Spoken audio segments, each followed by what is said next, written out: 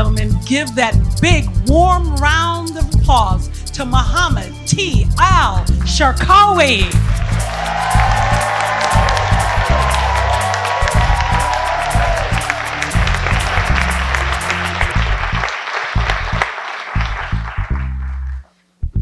Hi. Can you all hear me? Yeah, I needed a lesson in voice projection before we started. So if you can't hear me at any moment, just please let me know. So listen up. It's 2007. It was one hot, muggy spring evening, and I'm coming home to my wife, my 5-year-old son, and my newborn baby. And over dinner, I asked my wife how her day was. I know she was school hunting. So she said, "Oh, I went school shopping today.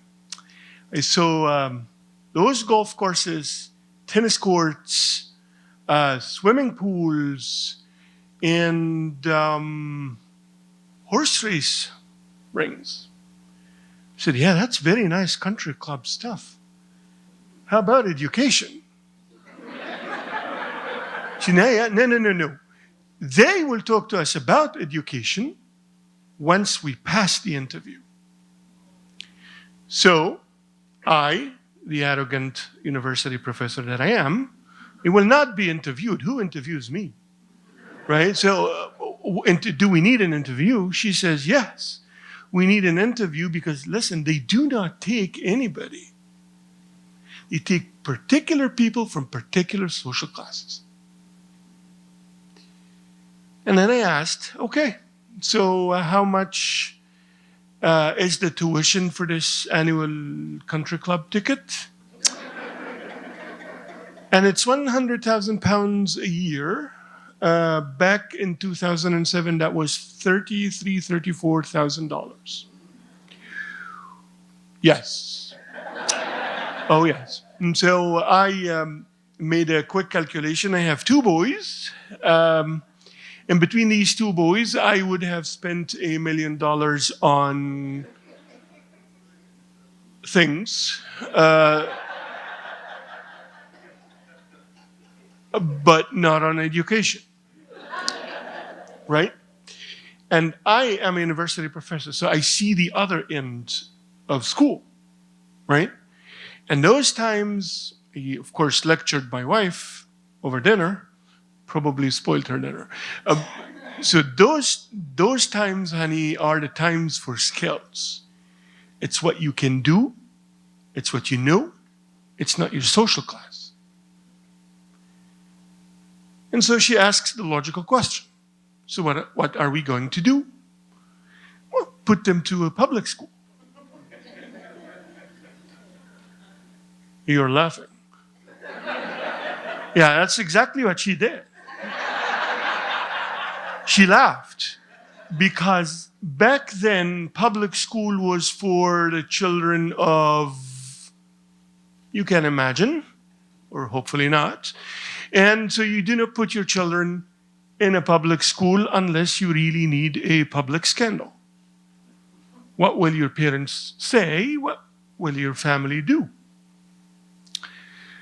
So if we're not going to put them in a public school, and I do not have $1 million to put in a no education big kindergarten, then we would have to relocate. We relocate where we can educate. And then my wife was a very deliberate and careful woman. So she said, shall we leave our families, our home, the amenities we have, the life we have built, and the roots for a long-distance dream? And as a father, I said, that's the only duty we have, is our children. And when you talk duty, of course, my wife was the master of all duty. She did not have an argument against it. We had 2 options. Either go to Europe where we used to live before, or to the New World, to the US. Europe was turned down right away. Because in Europe, you'll always be a foreigner.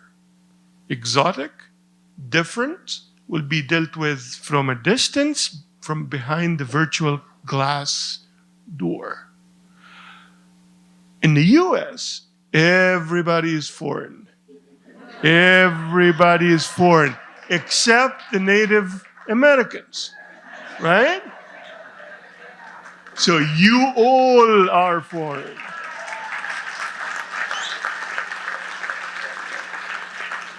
Some of you came before me, and I can bet some came after me. So, to America, we decided. We didn't have to wait for long. Few months into the early months of 2008, I was offered an amazing job. I was offered a teaching contract at Brown University. Ivy League, was second in the world ranking in 2008. You cannot have a better job. And that is what I wanted for my children too. Because should I have continued at Brown, they would have had a free ride. Okay, so to Brown, we come in the August of 2008. So far, so cool, right? Okay.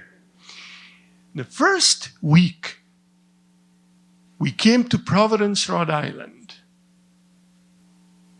We had our first cultural and lifestyle shock. We lived in an apartment, second floor apartment, and in the apartment downstairs lived a very loud family. They were fighting almost nightly. And when they were not fighting, they were doing other loud stuff. You do not know how creative I was trying to explain to my children those things.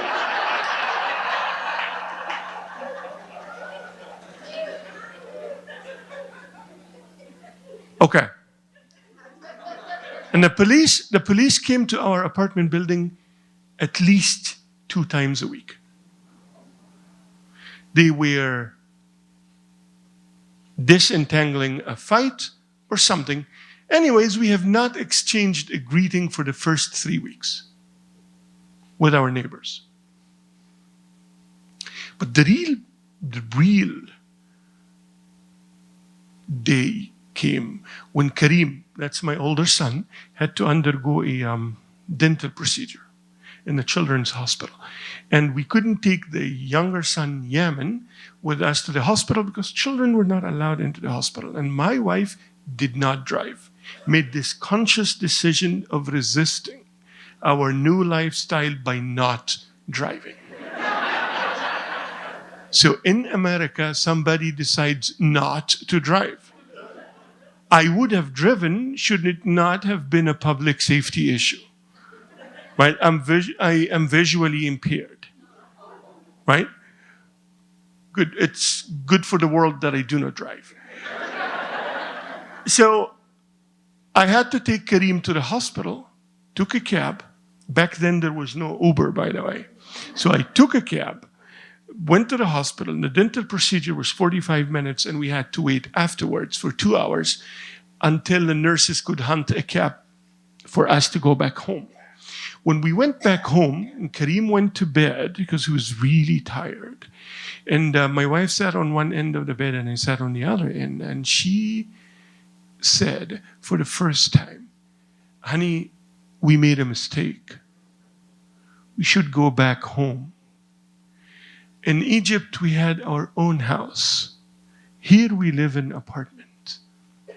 In Egypt, we had a club membership. Here, we have nothing. In Egypt, we had a car and we had a chauffeur." Yes, we did. We had a chauffeur. Now, we have nothing. We have to walk for shopping. We have to walk to the doctor. And I kept convincing her that this was not the wrong decision. It was actually the only right decision because education in Egypt was going from bad to worse. And we could help our children now. We cannot do this in the future. And convincing, and she accepted it. But it was an expensive acceptance. My wife started going into herself more and more and more. She stopped talking to us eventually. She was on the phone with Egypt all the time. I started to hate Skype.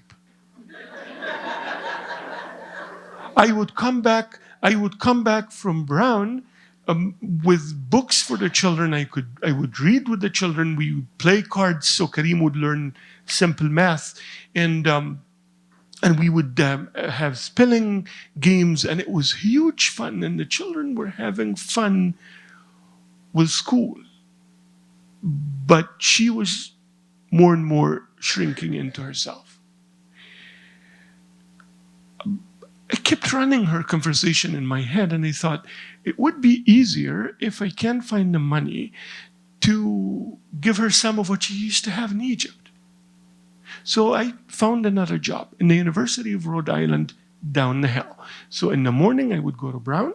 In the afternoon I would walk from Brown uphill, downhill to the University of Rhode Island.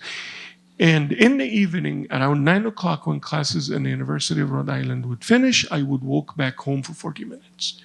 Cold, rain, heat, snow, and Providence was brutal. It was. Anyways, we started to have money. And I started to have good shoes, good walking shoes. Yeah. I actually bought 2 Clark's shoes for the... Yeah, they help. I know. I still have them, by the way. Well, anyways,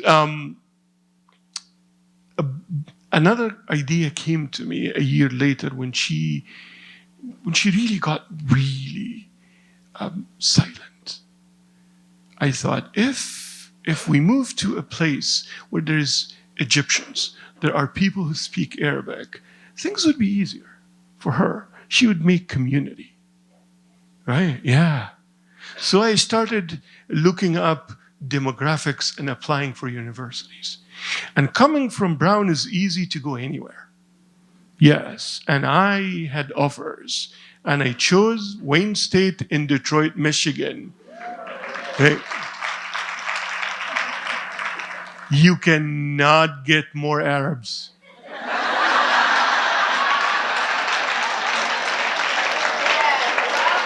You just open the faucet and they will come down. To Troy, Michigan, we moved. That's the best school district we could afford, right? That was fun so far. Problem starts. Yep. My wife still refuses to drive. Okay, now I live in Troy. I cannot walk to school. I cannot walk to school. So you do not know the friendships I made. That's for another story. But you do not know the friendships I made so I can be driven to school and back. I tried the bus, it didn't work. So, okay.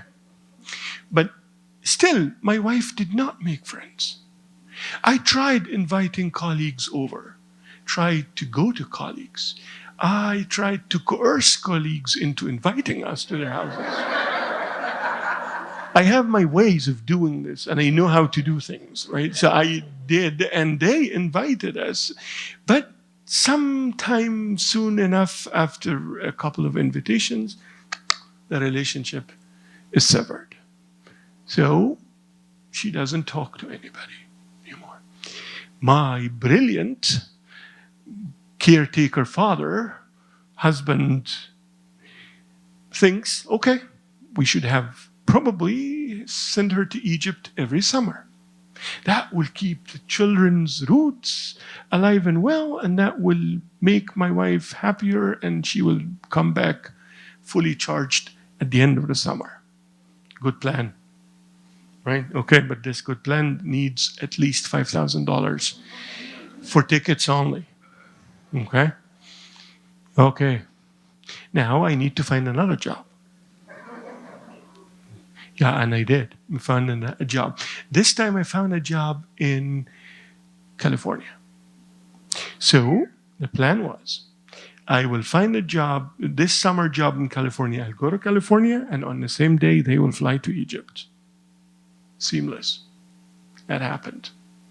And so they went to Egypt, and I started hearing my wife on the phone giggling again.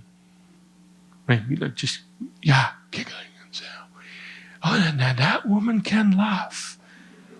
That I can get her back. Right? Okay. Here's a problem. In California, I used to teach 4 hours in the morning. I finished teaching at 2 o'clock. And then I got to know a colleague, a female colleague. What do you mean, ooh?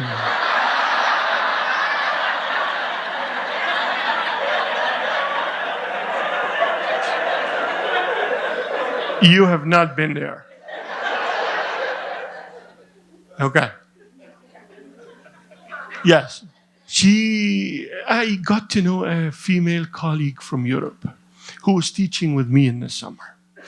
So what we did was every day at 2 o'clock, we would go to Starbucks and talk 4 or 5 hours every day.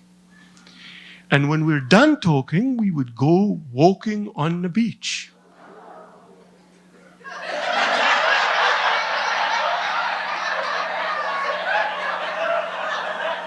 This is talking and walking. You're not getting any better. So, okay. It felt good. It really did feel good. I can talk, I can sustain a conversation for 4 hours. Books, music, travels, silliness, you name it. It felt really good. But you know what? It also felt like cheating.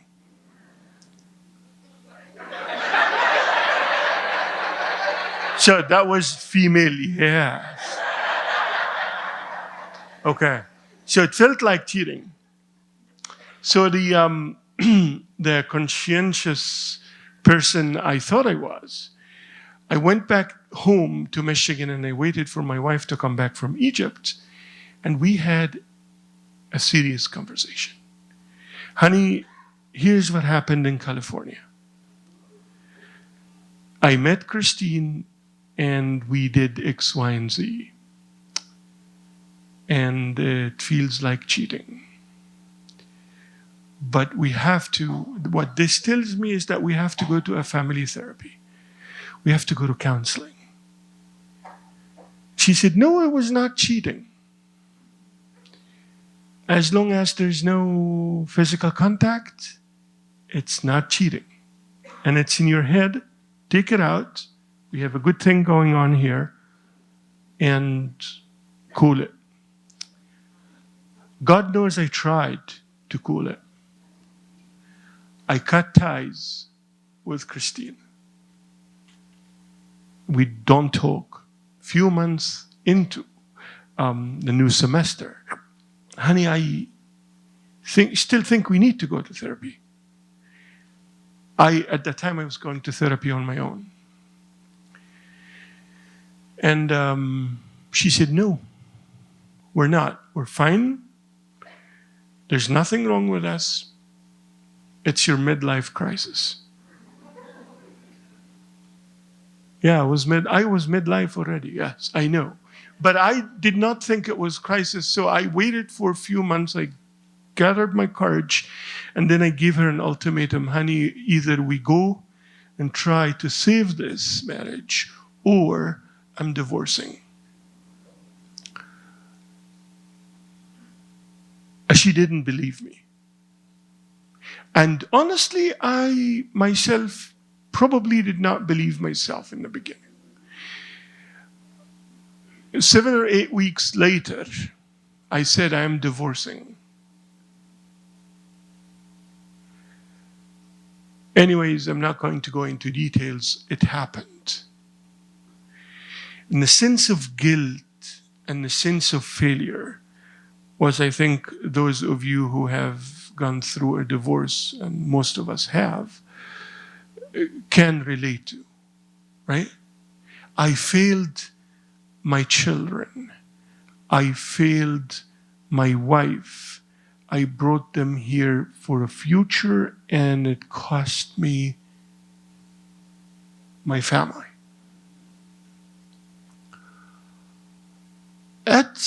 That sense keeps working in you in so many different things, different ways, and yeah.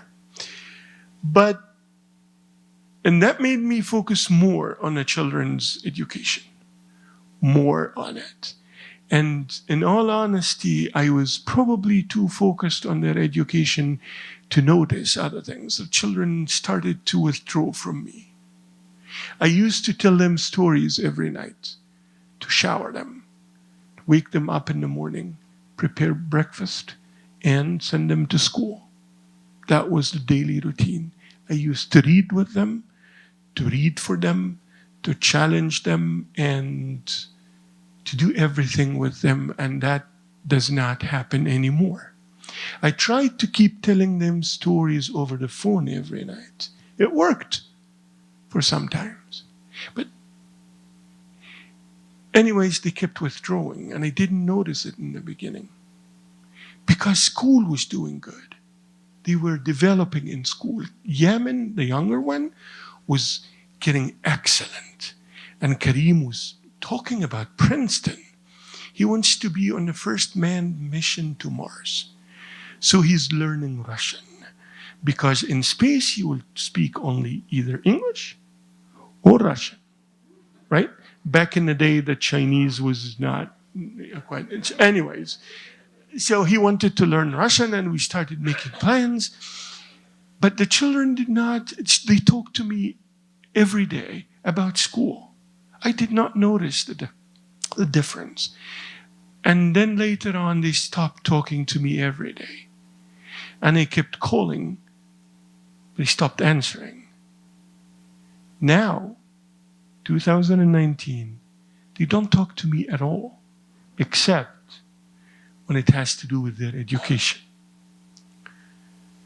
And I keep pushing for this education because it's the only link that I have with them now. I used to look at education as our goalpost. It's our finish line. And now it's also my lifeline. Right? And it's my duty, and I will do it. I'm not asking them for love or contact or communication. I will do it. It's my duty. Thank you.